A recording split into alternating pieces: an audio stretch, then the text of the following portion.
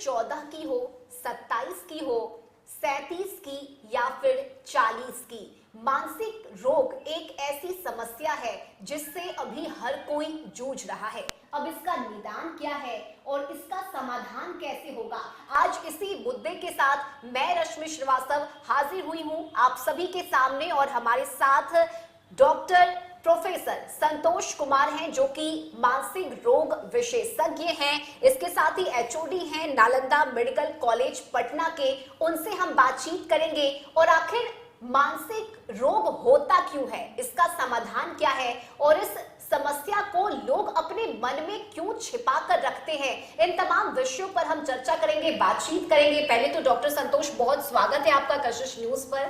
धन्यवाद रश्मि जी, और आप धन्यवाद आपकी और आपकी टीम को कि आपने ये बड़ा जो रेलेवेंट इशू है जिससे समाज अभी पूरी तरह से जूझ रहा है, उसके लिए आज आपने बात करने की कोशिश की। बिल्कुल डॉक्टर संतोष, मानसिक रोग को लेकर लोगों की क्या समझ है और एज अ डॉक्टर आप इसे कैसे देखते हैं? सबसे पहले तो मैं चाहूंगी कि इस पर आप फोकस करें और इस पर आप बताएं कि आखिर है क्या ये मानसिक रोग। मानसिक रोग जो है हर 5 में से एक व्यक्ति को वर्ल्ड हेल्थ ऑर्गेनाइजेशन के हिसाब से ये इसकी सफरिंग है। और अनफॉर्चुनेटली हमारी सोसाइटी की अंडरस्टैंडिंग इस तरह की है, स्टिग्मा इस तरह का है कि लोग मानसिक रोगों से पीड़ित रहते हैं तब भी सामने नहीं आना चाहते हैं।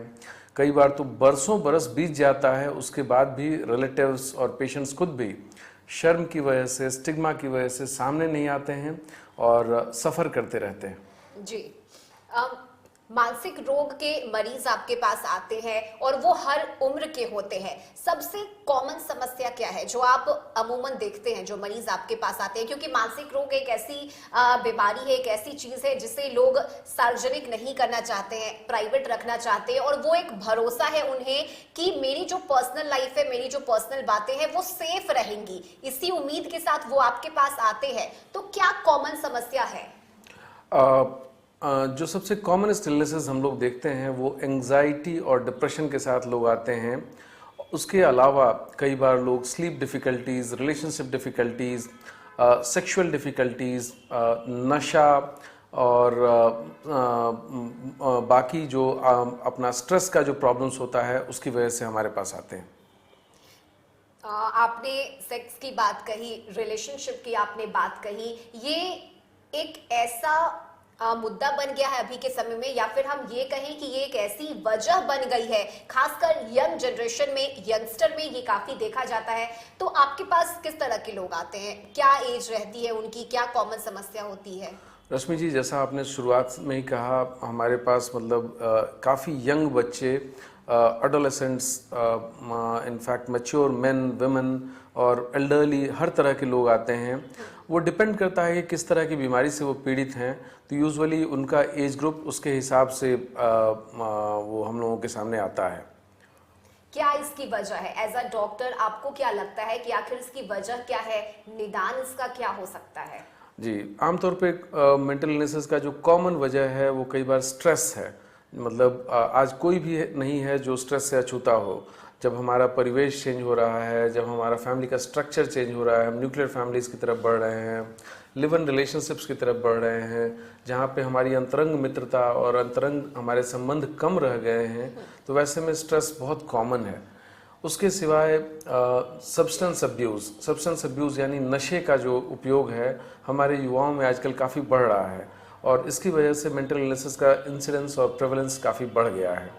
अपार्ट फ्रॉम दिस, फैमिलीज़ जो हैं उनमें कई बार मानसिक बीमारियां रन करती हैं। यानी अगर मदर को, फादर को, ब्रदर को, अंकल को किसी को बीमारी है तो पता चला नेक्स्ट जनरेशन में भी कुछ लोगों को मानसिक बीमारी है। तो ये कॉमन कारण है। इसके सिवाय ब्रेन के केमिकल्स में इम्बैलेंस, वो भी एक कॉमन वजह है जो कि हम लोग पाते हैं। और इवन अगर आपकी कोई फैमिली हिस्ट्री नहीं भी हो तब भी आपको मेंटल इलनेसेस हो सकती हैं। कैसे समझेंगे कि मुझे मानसिक तनाव है या फिर मैं मानसिक तनाव से ग्रसित हूँ? कैसे समझूंगी मैं इस बात को? रश्मि जी, बहुत अच्छा सवाल है आपका कि कैसे समझेंगे। इनफैक्ट हमारे पास बहुत सारे मरीज आते हैं और वो बोलते हैं, पूछते हैं इस तरह की बातें।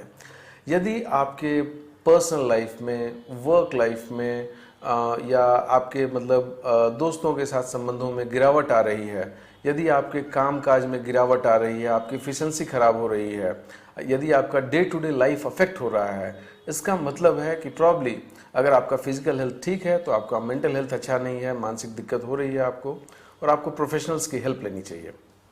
अब प्रोफेशनल्स की हेल्प की आपने बात कही है डॉक्टर जी। संतोष, लेकिन क्या जो दवा हम लेंगे उस वक्त क्या उसके हम एडिक्ट हो जाएंगे? क्योंकि कई बार ऐसा देखा गया है कि जिन्हें नींद नहीं आती वो जब दवा लेना शुरू करते हैं उसके बाद बिना दवा उन्हें नींद ही नहीं आती, तो ये एडिक्ट होने की बात भी इसमें कही जाती है। ऐसा भी कुछ होता है क्या? आपने बड़ा मतलब रेलेवेंट सवाल किया है वंस अगेन। तो यह बात सही है कि नींद की कुछ ऐसी दवाइयां हैं जिनकी आदत लोगों को लग सकती है और बिना उन दवाइयों के उनको नींद आने में दिक्कत हो सकती है या उनको एंजाइटी या डिप्रेसिव फीचर्स आ सकते हैं। लेकिन यदि आप प्रोफेशनल्स के हेल्प से लें वो दवाइयाँ, और यूजुअली हम लोग 4 to 6 वीक्स के बियॉन्ड नींद की दवाइयों को नहीं रिकमेंड करते हैं। तो यदि रिकमेंडेड लिमिट में, रिकमेंडेड टाइम में, रिकमेंडेड डोजेज में दवाइयाँ ली जाएँ तो ये हैबिट फॉर्मिंग ड्रग्स नहीं हैं। लेकिन यदि आप खुद से इस दवाइयों को लंबे समय तक इन दवाइयों को आप लेते रह जाते हैं तो संभावना है इस बात की कि आपको आदत लग सकती है। लेकिन इन जनरल मैं ये कहना चाहूँगा कि मानसिक रोगों की सारी दवाइयों की आदत नहीं लगती है। यह आवश्यक नहीं है कि आपको ताज़िंदगी दवाई दिखानी पड़े। बिल्कुल, यानी कि मुझे लगता है जो दर्शक इस वक्त हमें देख रहे हैं उन्हें इस बात का ख्याल रखना होगा कि जितना डोज रिकमेंड किया जाता है आपको डॉक्टर की तरफ से, जो सलाह आपको दी जाती है आपको उसी सलाह के अनुसार चलना चाहिए और जितने दिन का डोज आप लोग देते हैं उतना ही फॉलो करना चाहिए। अगर आप ज्यादा मात्रा में लेते हैं तो वो आपके हेल्थ पर नेगेटिव इम्पैक्ट भी डालेगा। एब्सोल्युटली जी। डॉक्टर संतोष, मैं ये भी जानना चाहूंगी, चूंकि आप डॉक्टर हैं, मानसिक रोग विशेषज्ञ हैं, आपके पास कई तरह के पेशेंट आते होंगे, क्या सभी खुलकर बात कर पाते हैं या फिर कोई झिझक होती है उन्हें शुरुआत में आपसे शेयर करने में चीजें? जी, आपने सही कहा है कि कई बार हमारे पेशेंट्स जो आते हैं वो अपनी बात कहने में उनको झिझक होती है, तो हम उनको कॉन्फिडेंशियलिटी का अश्योरेंस देते हैं और ये हमारा प्रोफेशनल एथिक्स भी है कि हमसे जो मरीज़ हमारी बात कहे वो हम बात किसी और को न कहें। तो आप निश्चिंत रहें, जो प्रोफेशनल्स हैं, मेंटल हेल्थ प्रोफेशनल्स, वो आपकी बात किसी और से नहीं करेंगे जब तक आप खुद उस बात को किसी और से शेयर न करना चाहें। तो एक तो ये बात होती है। दूसरी बात है कि कई बार इन मरीजों को लगता है, शर्म आती है कि हम बताएंगे, डॉक्टर साहब कैसा फील करेंगे या पता नहीं क्या होगा। लेकिन हम इन बातों को प्रोफेशनली लेते हैं और हम आपका इलाज करने के लिए हैं, हम आपकी पर्सनल लाइफ में ताक झांक करने के लिए नहीं हैं। हम प्योरली आपकी हेल्प करना चाहते हैं और आप निश्चिंत रहें कि आप जो भी कुछ कहेंगे यह बात हम किसी और को नहीं बताएंगे अनलेस यदि आपकी लाइफ रिस्क पर हो या किसी और की लाइफ रिस्क पर हो। यदि ऐसा होता है तभी हमको बातों को डाइवल्ज करना पड़ता है, अदरवाइज हर हाल में हम आपकी कॉन्फिडेंशियलिटी मेंटेन रखते हैं। ठीक है डॉक्टर संतोष, हमने बहुत बात की मानसिक रोग के बारे में, निदान इसका क्या होगा, दवा किस तरह से लें, लेकिन एक मुद्दा जो अभी जनरल है, जो अभी कॉमन है, वो है बच्चों का। बच्चों में स्ट्रेस लेवल इतना ज्यादा बढ़ गया है, चाहे वो पढ़ाई का स्ट्रेस हो, रिलेशन का स्ट्रेस हो, क्योंकि अब तो छोटे बच्चे भी रिलेशनशिप में हैं। तो हम इस बात से भी इनकार नहीं कर सकते कि अब हमारा समाज उस ओर चल पड़ा है या उस तरह से आगे बढ़ गया है कि अभी गर्लफ्रेंड बॉयफ्रेंड बनाना, ये सब एक कॉमन सी बातें हो गई हैं। लोगों को लगता है कि अगर हम स्मोकिंग ना करें तो मुझे कूल इस सोसाइटी में नहीं समझा जाएगा। तो इस तरह की भी बातें आज का जो परिवेश है उसमें दिमाग में बच्चों के है, तो इस वजह से बच्चे भी स्ट्रेस में चले जाते हैं, पढ़ाई उनका हैम्पर होता है और बाद में वो सुसाइड कर लेते हैं। आम से लेकर खास तक हर किसी के परिवार में इस तरह की समस्या देखी जा रही है, बच्चे इससे जूझ रहे हैं। आप क्या कहिएगा इस पर? आपने बिल्कुल ठीक कहा कि आज हमारा जो स्ट्रेस का लेवल है इनफैक्ट वो बहुत हायर साइड में है और हमारे जो बच्चे हैं, एडोलेसेंट्स हैं, तो चूँकि हमारी सोसाइटी का वेस्टर्नाइजेशन हो रहा है, फैमिलीज़ जो हैं वो पहले जो जॉइंट फैमिलीज़ होती थी जहाँ बहुत सारे कंधे हुआ करते थे, जहाँ पे लोग शेयर करते थे, बहुत चाचा मामा मौसी चाची फूआ, बहुत सारे लोगों से लोग बात कर सकते थे, लेकिन बच्चों को अभी बात करने के लिए कोई भी नहीं है। स्ट्रेस शेयर करने के लिए कई बार इवन पेरेंट्स, जो वर्किंग पेरेंट्स हैं, वो अवेलेबल नहीं हैं। तो ऐसे में बच्चे जो है काफ़ी स्ट्रेस हो जाते हैं, मेंटल इलनेसेस होती हैं, एंग्जाइटी, डिप्रेशन, और इनकी वजह से कई बार सुइसाइड्स भी होता है। तो वैसे में obviously you should take professional help, you should reach out to us, we psychiatrist, we psychologist, we can definitely we can try to help you out. लेकिन आप पेरेंट्स को क्या सलाह देना चाहिएगा, क्योंकि आपने कहा कि पेरेंट्स वर्किंग है, घर में कोई ऐसा नहीं है, कोई ऐसे बड़े नहीं है जिनके साथ बच्चे अपनी बातें शेयर करें, लेकिन ये पढ़ाई का स्ट्रेस, क्या सुसाइड तक पहुंचना? स्ट्रेस इनफैक्ट केवल पढ़ाई का नहीं है, आपने जैसा कहा कि रिलेशनशिप इश्यूज का सवाल है, सब्सटेंस अब्यूज़ मतलब नशे का सवाल है, पीयर प्रेशर में आके बच्चे नशा को शुरू कर देते हैं, वो भी एक सवाल है। तो इस वजह से कई बार बच्चे स्ट्रेस में होते हैं। ऐसे में पेरेंट्स को चाहिए कि वो शेयर करें और क्वालिटी क्वांटिटी टाइम दें, पेशेंटली बच्चों की बात सुन लें। कई बार बच्चे कुछ गलत भी बोल रहे हो तब भी उनकी बात सुन लें। ऐसे में आपके बच्चों का स्ट्रेस लेवल डेफिनेटली नीचे आएगा। अपने एक्सपेक्टेशंस को थोड़ा लोअर साइड में रखें, और हर इंडिविजुअल डिफरेंट है, आपका बच्चा डिफरेंट है, आपका बच्चा कैपेबल है, वो उस डिफरेंटली कैपेबल है, तो उसकी एबिलिटीज़ को निखरने का समय दें और उनको प्रेशराइज न करें, फोर्स न करें कि तुमको अच्छा नंबर आना ही चाहिए, तुमको यही करना है, वो नहीं करना है। हर किसी की अपनी स्पेशल एबिलिटीज़ हैं और होपफुली आपके बच्चे अच्छे होंगे। बिल्कुल, यानी मुझे लगता है पेरेंट्स का वो एक फ्रेंडली नेचर भी होना बहुत जरूरी है अभी के टाइम में, तभी जाकर बच्चे भी सपोर्टिव रहेंगे आपके प्रति और खुशहाल जीवन बच्चे भी जी सकेंगे। तो हम मानसिक रोग पर बात कर रहे हैं। आज हमारे साथ डॉक्टर प्रोफेसर संतोष कुमार है उनसे, और ये काफी गंभीर विषय है अभी के समाज में और अभी के परिवेश में, जिस तरह से हम जिंदगी जी रहे हैं। फिलहाल वक्त एक छोटे से ब्रेक का है, लेकिन ब्रेक के उस पार भी बहुत कुछ है जो हम आपको बताएंगे, डॉक्टर संतोष आपको बताएंगे। तो आप देखते रहिए कशिश न्यूज। ब्रेक के बाद एक बार फिर से आप सभी का बहुत स्वागत है, और हमारे साथ मानसिक रोग विशेषज्ञ डॉक्टर प्रोफेसर संतोष कुमार हैं। उनसे हम बातचीत कर रहे हैं कि आखिर अभी के समय में मानसिक तनाव की वजह क्या है। और हमारे साथ एक पेशेंट भी हैं जो कि डॉक्टर संतोष के कंसर्ट में हैं, उनसे अपना इलाज करवा रहे हैं। सबसे पहले तो आप अपना नाम बताइए। साहिल कुमार। साहिल है।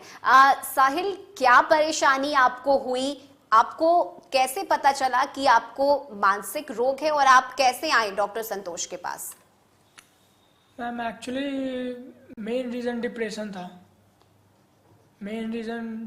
था। उसकी वजह से थोड़ा इधर उधर टैबलेट्स वगैरह यूज़ करना स्टार्ट किया, लेकिन बाद में वो हमको काफ़ी गलत वो हुआ। उस चीज़ के लिए काफ़ी शरीर के अंदर से जब वो मेरा जांच हुआ, MRI वगैरह, ब्रेन स्कैन, तो उसमें पता चला। और फिर लीवर उवर का भी जो दवा खाए उससे लीवर का भी प्रॉब्लम हुआ। तो एक चीज़ को छुड़ाने के लिए एक चीज़ का दवा हमको और नुकसान कर गया। तो फिर पता चला कि नहीं, एक बार अंदर से तो माइंड से निकालना होगा। तो इसके लिए न्यूरोलॉजिस्ट से कंसल्ट करना था। तो एक फ्रेंड था, ऑलरेडी यहाँ पे इलाज करवा चुके हैं, तो उन्हीं के थ्रू मेरा यहाँ पे आना हुआ। यानी पहले जब आपको डिप्रेशन हुआ तो आपने कुछ ऐसी दवाएं खा ली जिसका साइड इफेक्ट आपको हुआ? नहीं, एक्चुअली साइड इफेक्ट होना ही था। वो उसको गलत वे में हम लिए थे।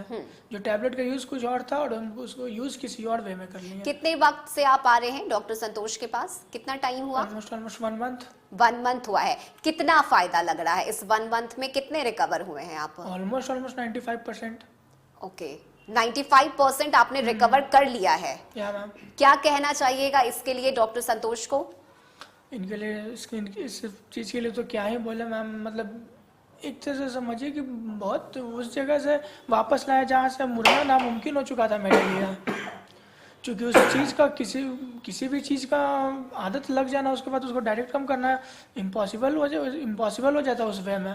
अगर आप किसी चीज़ को रेगुलरली हैबिट्यूड में ले रहे हो, खासकर किसी नशा वगैरह टाइप में उस चीज़ को अगर कर रहे हो तो वहाँ से आना इम्पॉसिबल हो जाता है ऑलमोस्ट।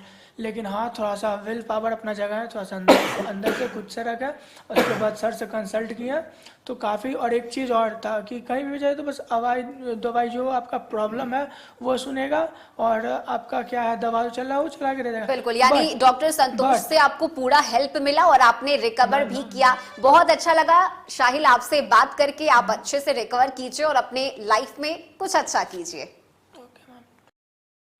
थैंक यू साहिल, आपने कंसेंट किया कि आप आम जनता से अपनी बात कहना चाहते हैं और मुझे इस बात की बड़ी खुशी है कि आप टीवी पे आए और आपने अपनी समस्या और अपने निदान के बारे में लोगों के साथ शेयर करने का कंसेंट दिया और मुझे खुशी है कि आप अच्छे हो रहे हैं। मैं आप कामना करता हूं कि आप और अच्छे हों। थैंक यू साहिल। तो डॉक्टर संतोष, वाकई में कमाल किया आपने साहिल की जिंदगी में। उसने खुद बताया है कि 95% उसने रिकवर कर लिया है। तो कैसा लगता है जब पेशेंट आते हैं आपके पास, रिकवर होकर जाते हैं? तो डेफिनेटली वो एक वंडरफुल फीलिंग है। जब पेशेंट्स अच्छे होते हैं तो हमें सेंस ऑफ सेटिस्फैक्शन होता है, वर्क सेटिस्फैक्शन, और किसी दूसरे को हील होते देखना तो एक शानदार फीलिंग है। लगता है हमने जो मेहनत की और हमने जो भी लाइफ में प्रयास किया है वो फलीभूत हो रहा है। बहुत अच्छा लगता है। बिल्कुल। कुछ और भी सवाल हैं डॉक्टर संतोष जो मैं आपसे पूछना चाहूंगी। मुझे लगता है कि जो दर्शक इस वक्त हमें देख रहे हैं वो भी जानना चाहेंगे। महिलाओं पर हम थोड़ा बातचीत करना चाहेंगे आपसे, क्योंकि अभी क्या होता है कि पीसीओडी ये एक कॉमन समस्या बन गई है और जब हम लड़कियां डॉक्टर के पास जाते हैं तो ये कहा जाता है कि आपने बहुत ज्यादा स्ट्रेस ले लिया है। मेरा सवाल आपसे ये है कि स्ट्रेस हर किसी के जीवन में है और आप इस बात से इनकार नहीं कर सकते, भले वो कम है ज्यादा है लेकिन स्ट्रेस है। लेकिन इसका असर पीसीओडी पे ये कैसे? हमारा माइंड और बॉडी कनेक्टेड है, ये दोनों अलग अलग नहीं है, वो दोनों एक ही यूनिट है। तो जब भी हमारे मन पे कोई स्ट्रेस होता है तो हमारे फिजिकल सिम्टम्स में, हमारी बॉडी में रिफ्लेक्ट करता है। और जैसे आपने एक एग्जांपल दिया कि जब हम स्ट्रेस में होते हैं ये पीसीओडी की तरह भी रिफ्लेक्ट कर सकता है। यही नहीं, वुमेन मेंटल हेल्थ में हम लोग प्री मेंस्ट्रुअल डिस्फोरिक डिसऑर्डर और उसके बाद पेरी मेंस्ट्रुअल सिंड्रोम, इस तरह की बहुत सारी बीमारियां हैं, बहुत सारी समस्याएं हैं। डिप्रेशन वुमेन में बहुत कॉमन है। तो स्ट्रेस के साथ बहुत सारी मानसिक समस्याएं हो सकती हैं महिलाओं को, और अच्छी बात यह है कि उनका निदान भी संभव है। स्ट्रेस की वजह से क्या शादीशुदा जिंदगी पर भी इसका असर पड़ता है? क्या सेक्स लाइफ में असर पड़ता है? बच्चे होने में, यानी कि महिलाएं क्या प्रेग्नेंट होने में भी इन चीजों से सफर करती हैं? क्या कहिएगा डॉक्टर संतोष? डेफिनेटली स्ट्रेस की वजह से आपकी साइकिल्स जो हो सकती हैं वो ऑल्टर हो सकती हैं, जैसा आपने कहा पीसीओडी में। और भी बहुत सारी वजह होती हैं स्ट्रेस के साथ, जहाँ पे आपको कंसीव करने में या मतलब बच्चा जनने में वहाँ पे समस्या आ सकती है। पुरुषों में स्ट्रेस की वजह से इरेक्टाइल डिस्फंक्शन जैसी तकलीफ हो सकती है, और अगर इनका सही समय रहते निदान किया जाए तो कपल्स की लाइफ अच्छी हो सकती है, उनकी प्रोडक्टिविटी इंप्रूव कर सकती है और क्वालिटी ऑफ लाइफ को डेफिनेटली अच्छा किया जा सकता है। ऐसे में क्या सलाह देना चाहेंगे आप? ऐसे में लाइफस्टाइल मॉडिफिकेशन सबसे इम्पॉर्टेंट चीज़ है जो हर कोई अपनी ज़िंदगी में कर सकता है। जैसे एडिक्वेट अमाउंट ऑफ स्लीप लेना, 6 से 8 घंटे की बढ़िया नींद लेना, मॉडरेट अमाउंट ऑफ एक्सरसाइजेस, और हेल्दी फूड लेना, यानी अपने खाने में फ्रूट्स, वेजिटेबल्स और प्रोटीन को इंक्लूड करना, कार्ब्स को कट डाउन करना, और जो जंक फूड है उसको कम रखना। उसके सिवाय आप अल्कोहल को कट डाउन करें, स्मोकिंग को कट डाउन करें, तो आपकी ज़िंदगी डेफिनेटली अच्छी हो सकती है। अभी स्ट्रेस लेवल की हम बात कर रहे हैं तो सिर्फ बच्चे या फिर यंग जनरेशन नहीं, हम बुजुर्गों की भी बात करेंगे, क्योंकि कई बार ऐसा देखा गया है कि बुजुर्ग भी स्ट्रेस लेवल में होते हैं या फिर मानसिक तनाव से ग्रसित होते हैं। क्या सलाह रहेगा आपकी तरफ से, या फिर ऐसा क्यों होता है, बुजुर्गों में इस तरह की समस्या क्यों देखने को मिलती है? आजकल बुजुर्गों का भी जो सोशल सपोर्ट सिस्टम है वो गड़बड़ा रहा है। बच्चे जो है बुजुर्गों की बहुत देखभाल नहीं कर पा रहे हैं। कई बार बुजुर्गों को फिनेंशियल दिक्कत होती है, फिजिकल हेल्थ उनका पुअर हो रहा होता है, भविष्य की चिंता होती है। तो ऐसे में बुजुर्गों के लिए भी जीवन आसान नहीं है। पहले जो हमारे भारत में मतलब बुजुर्गों का जीवन होता था वो वेल सपोर्टेड होता था। कंबाइंड जॉइंट फैमिली में बच्चे उनकी देखभाल किया करते थे, मगर चूँकि हमारा सोशल स्ट्रक्चर चेंज हो रहा है तो इसीलिए उनके लिए चीज़ें इजी नहीं हैं। अगर उनको कभी भी तकलीफ़ हो वो प्रोफेशनल हेल्प लें, NGOs की हेल्प लें, और अगर उनको उनकी दिक्कत ज़रूरत से ज़्यादा बढ़ रही है तो डेफिनेटली दवाइयाँ ऐसी हैं, उनका लाइफस्टाइल मॉडिफिकेशंस ऐसा हम लोग कर सकते हैं, ऐसा साइकोलॉजिकल टेक्निक्स हम बता सकते हैं जिससे उनकी लाइफ बेटर हो सकती है। टेक्निक की आपने बात कही है और मेरा अगला सवाल इसी से जुड़ा हुआ है कि क्या जितने भी पेशेंट आपके पास आते हैं इलाज के लिए, आप उन्हें क्या सिर्फ दवा सजेस्ट करते हैं या फिर कुछ और भी अलग उपाय बताते हैं जिससे वो मेंटल स्ट्रेस से फ्री हो सके? आपने बड़ा अच्छा सवाल किया है। और हमारी जो हेल्प होती है वो multi modality treatment, multi speciality treatment पे हम लोग एम्फेसाइज करते हैं। यानी केवल दवाइयाँ नहीं, लाइफस्टाइल मॉडिफिकेशन, इसके सिवाय हम लोग कुछ साइकोलॉजिकल टेक्निक्स, कुछ टॉकिंग थेरेपीज़ यानी बातचीत के माध्यम से उनका निदान निकालना, सोशल सपोर्ट सिस्टम, तो ये सारा जो मल्टी प्रॉन्ग्ड अप्रोच होता है उससे हम लोग मरीजों को कोशिश करते हैं कि हम उनकी मदद करें। ये अच्छी बात आपने कही है कि सिर्फ दवाई ही नहीं बल्कि एक सोशल सपोर्ट भी इम्पोर्टेंट होता है उस इंसान के लिए जिससे कोई सुनने वाला नहीं है, जिससे कोई समझने वाला नहीं है। ऐसे में अगर डॉक्टर भगवान के रूप में हमारे सामने आए तो इससे बेहतर और क्या होगा। और देखिए डॉक्टर संतोष, अभी वक्त ऐसा है कि हर कोई आगे बढ़ रहा है, हमारी सोसाइटी जो है वो आगे बढ़ रही है, लेकिन अभी भी कहीं ना कहीं वो एक अंधविश्वास बरकरार है। लोगों को विश्वास नहीं होता कि हम डॉक्टर के पास जाकर ठीक होंगे। उन्हें लगता है कि अगर हम झाड़ फूंक करवा लेंगे तो हम तुरंत सही हो जाएंगे। ये अंधविश्वास को लेकर आप क्या कहिएगा? आपने बड़ा एक ज्वलंत मुद्दा उठाया है। अनफॉर्चुनेटली जो पाथवे ऑफ केयर होता है साइकाइट्री में यानी मानसिक रोगों में, कई बार चूंकि व्यवहार आदमी का गड़बड़ाता है इसमें, तो लोगों को लगता है कि ये भूत प्रेत की समस्या है या फिर इसका निदान जो है वो झाड़ फूंक से होगा। हम अक्सरहा देखते हैं, इनफैक्ट मतलब not less than 10 to 30% cases में, जहाँ पे लोग पहले फेथ हीलिंग ट्राई करते हैं, मतलब झाड़ फूंक, मौलाना, पंडित, उन लोगों के पास जाते हैं। हालांकि उनको मानसिक बीमारी होती है, ये ब्रेन के केमिकल इम्बैलेंस का चक्कर है, और वो जब वहाँ से जब थक जाते हैं तब साइकियाट्रिस्ट के पास आते हैं, और फाइनली खैर हम लोग हेल्प जरूर करते हैं। जी, कभी ऐसा कोई मामला आपके पास आया है जो जिसे पहले आना चाहिए था लेकिन वो देर से आया इन चीजों में फंसकर? ये बहुत ही कॉमन है, जहाँ पे कि मतलब पहले लोग झाड़ फूंक कराते हैं, फेथ हीलिंग करते हैं और उसके बाद हमारे पास आते हैं। इनफैक्ट प्रेजेंट करने में भी कई बार तो ऐसा होता है 10-10 बरस की लेट टाइम के बाद लोग प्रेजेंट करते हैं। ठीक है डॉक्टर संतोष, आखिर में मेरा एक सवाल आपसे रहेगा जो शायद इसका जवाब हर यंग जनरेशन को चाहिए। नशा, क्या नशा के लिए जो लोग एडिक्ट हो जाते हैं, जिन्हें आदत हो जाती है कि उन्हें नशा करना है, क्या नशा छूट सकता है? संभव है ऐसा? ये भी एक बहुत शानदार सवाल है आपका। नशा एक बीमारी है, अन्य बीमारियों की तरह। जैसे किसी की हड्डी टूट जाती है वो एक बीमारी है, किसी को डायबिटीज़ है वो एक बीमारी है, उसी तरह से नशा भी एक बीमारी है। नशा कोई जानबूझकर किया हुआ काम हर बार नहीं होता है, नशा कोई बदमाशी नहीं होती है। तो कोई आपका परिजन या आपका कोई दोस्त अगर नशे से पीड़ित है तो आप उसका इलाज कराएं। आप ये समझें कि उसका दिमाग बीमार है, ये एक सिंपल स्टेट नहीं है। और मैं आपको अश्योर करता हूँ कि बहुत मल्टी मोडालिटी ट्रीटमेंट अवेलेबल है जिससे आपके परिजन का नशा या तो कम हो सकता है या ख़त्म हो सकता है। तो नशा एक बीमारी है और इलाज जरूर संभव है। चलिए, ये अच्छी बात है कि इलाज संभव है इसका और लोग इससे निकल सकते हैं। आखिर में कशिश न्यूज के सभी दर्शकों को, जो लोग आपको देख रहे हैं, सुन रहे हैं डॉक्टर संतोष, उन्हें आप क्या सलाह दीजिएगा? एक छोटा मैसेज। जी, मैं ये कहूँगा कि आप अपना लाइफस्टाइल अच्छा रखें, यानी अच्छी नींद लें, अच्छा डाइट लें, मॉडरेट अमाउंट ऑफ एक्सरसाइज करें, स्ट्रेस को अवॉइड करें। और यदि स्ट्रेस इतना बढ़ गया है जहाँ यह आपके डे टू डे लाइफ को अफेक्ट कर रहा है, यदि आपको कोई मेंटल इलनेस है, सेक्सुअल डिफ़िकल्टी है, नशा है, तो आप प्रोफेशनल से यानी साइकियाट्रिस्ट से, साइकोलॉजिस्ट से बात करने में कभी गुरेज न करें। हम आपकी हेल्प के लिए हैं और आपकी समस्याओं का निदान संभव है।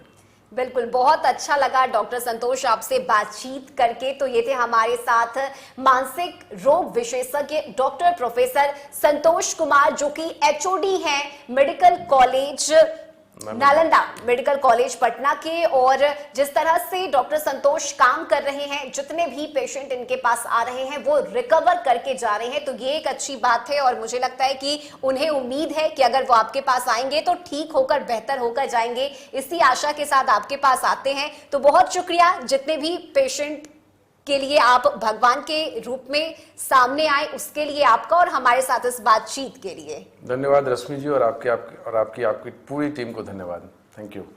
और कशिश न्यूज पर खबरों का सिलसिला आगे भी जारी रहेगा। नमस्कार।